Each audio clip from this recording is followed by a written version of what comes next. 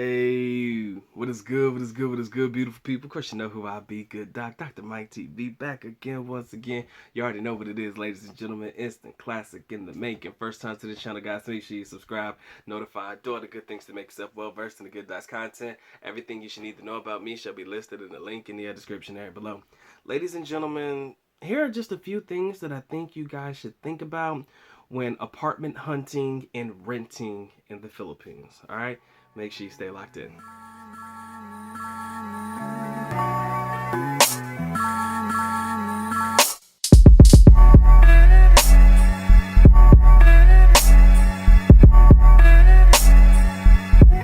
Hey guys, you know what it is. Good Doc back again once again.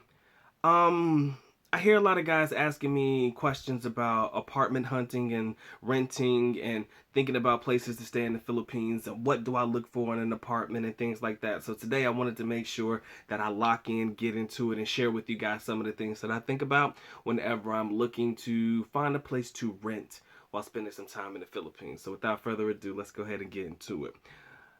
Number one, ladies and gentlemen, what is your budget? Understand that when you first come into the Philippines, guys, you're likely to pay more. I believe that you're going to pay more than you normally would, and rightfully so. When you come into the country, you're going to pay more, and only when you've been in the country and you've settled in just a little bit and you start to go around and look at what other places that they are available for rent, that'll be the time when you guys start to really lock in and focus on some of the things that you need and some of the things that you're willing to live without. All right. On average, in an area like Davao City, I would think that about a $500 a month apartment or so is a very, very fair price. And if you guys are looking for something a little bit cheaper, what I need you guys to understand is that cheaper doesn't necessarily mean something nicer. And, there may be some sacrifices that need to be made. So you have to be willing to understand and accept that, a $500 rental to a $300 rental could be somewhat of a drastic change. And it just depends on what you're willing to live with and live without in reference to your budget, and that'll definitely clarify how you should be able to establish what you need in your apartment and the things that you don't necessarily need in your apartment. All right. So I'm looking at my list right here, guys. Just some things that I wanted to touch on to make sure that I don't forget. One thing personally for me that I can't live without, and I think a lot of my foreigners might actually have this same sentiment as well, is hot and cold shower. I have to have hot shower. Have to have a hot shower. I don't do cold showers. I've tried it. I didn't like it. Don't like it at all. As a matter of fact, um, there were only two ways when I went to go visit my young lady and her family in the province and whatnot. There were only two ways that I was able to get a hot shower. If I took a shower at 12 in the afternoon when the sun was beating down on the pipes, that was one way I was able to get a hot shower. And the second one is if I heated up water in a kettle, boiling hot water in a kettle, mixed it with some cold water. Simple science, you get warm water, right? So those were the only two ways that I was able to really get warm water while spending time in an area where there wasn't necessarily access to hot water, of course. So for myself, what I realized is when my young lady had an apartment for a period of time and she didn't have access to hot water and I stayed with her for a couple of days, that would be what I would do. I would just heat water in a kettle, boiling hot water, cold water, mix it, you get warm water. So that was how I was able to kind of finesse my way around that if that wasn't necessarily and something that was available. Okay. So, there are ways around certain things, and there are a little bit of hacks that I've been able to kind of figure out for myself while living there that could definitely benefit me and save me a couple of dollars if I want to shave off a few, but that's only if it's not available, okay, in your apartment. Personally, I need it, so that little hot box with the little thing that you can turn, I kind of need that in my life. So definitely something that I think you should be looking for in your apartment. But if you're okay with taking cold showers, maybe, just maybe, you might be comfortable searching in an area that may be just a little bit cheaper. All right. You have to also look into what internet works best for you in your particular area. Okay. Gotta understand that the cheaper the internet doesn't always mean the best. You have to look at what your neighbors are using, kind of focus on what they're using, ask them how it works. And if it seems like something you're interested in, look at your prices. Look at the megabits. Sorry, not megapixels. Look at the Mbps. What is it? Mbps. You know, how fast is the service and things like that.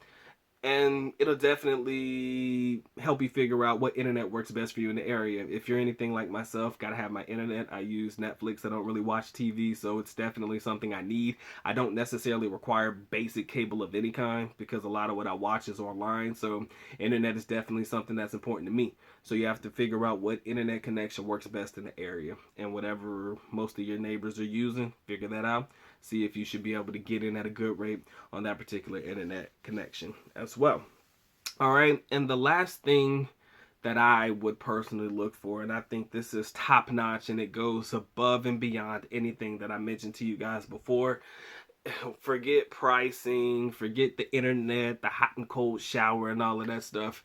You have to make sure you have a reliable landlord. Okay?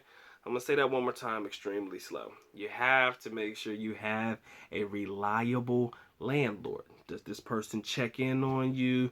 Do they fix issues quickly? These are questions you need to ask yourself, because if you don't have a reliable landlord or somebody that's going to come and check in to make sure everything is good, to make sure you're not having any issues or concerns, why in the world would you pay any amount of money for somebody that's not going to look out for you? You understand? If you got to fix problems on your own, then why in the heck am I renting? I might as well own something, right? So these are things that I look for, and I think a reliable landlord goes above any of the aforementioned things. Anything money related, internet related, hot cold shower related, you name it, a reliable landlord goes above that any day of the week and twice on Sunday. Because I got to be able to know that you got my back. I got to be able to know that if I have issues, problems, concerns, that it's not going to take you days to come see what's going on. It's not going to take you days to figure out, okay, or to come see about my issues. I need to know that you're going to come immediately. Like, I'm your tenant. I'm paying you money for you to look out for me. I'm renting from you. So that's definitely something that I need to make sure that provides me peace of mind when I'm apartment hunting and looking for available housing for myself in the Philippines. And I think this is just a couple of things that you guys should think about as well in reference to, you know, the areas in which you want to stay at, what you're willing to sacrifice, what you're willing to live with, what you're okay with living without. And, you know, figuring out yourself in the country. Like I said in the beginning, you're likely going to pay a little bit more because it's your first time in the country. You're just getting your footing. You're just kind of settling in. But once you settle in and you start to realize, okay, I really don't need this place, and it's okay for the moment. It serves its purpose. Now let me go find something else that I think would be more suitable for myself since I've been here for a while. I know the area is just a little bit better. I can find me a nice other place for me to look into and, you know, see what really benefits me and maximizes my time and my experience in country. Okay, so if you guys have anything else you want to add to the bottom, things that you would look for when you're apartment hunting or apartment renting or anything like that, if you want to put that in the comment section below, let's open the dialogue and let's help our fellow brethren who are looking to make the trip abroad. All right. And again, the same rules apply more specifically in the Philippines, but this rule can apply to anywhere abroad, guys. Anywhere that you're looking for. Reliable landlords, good internet, affordable housing, you know, good average cheap pricing, you know, these things can apply anywhere that you're choosing to travel. So just because the video is Philippine based to an extent, these same rules can apply anywhere that you travel. All right. If you guys got anything to add, you know where to put it. Has been fun. It has been real. Time for the good doc to go and get to getting. So with that being said, good doc is officially out. At least Nako, which means I am going now. Bye bye. As always, love you guys. Sincerely do. Makita. Mabuhay. Peace.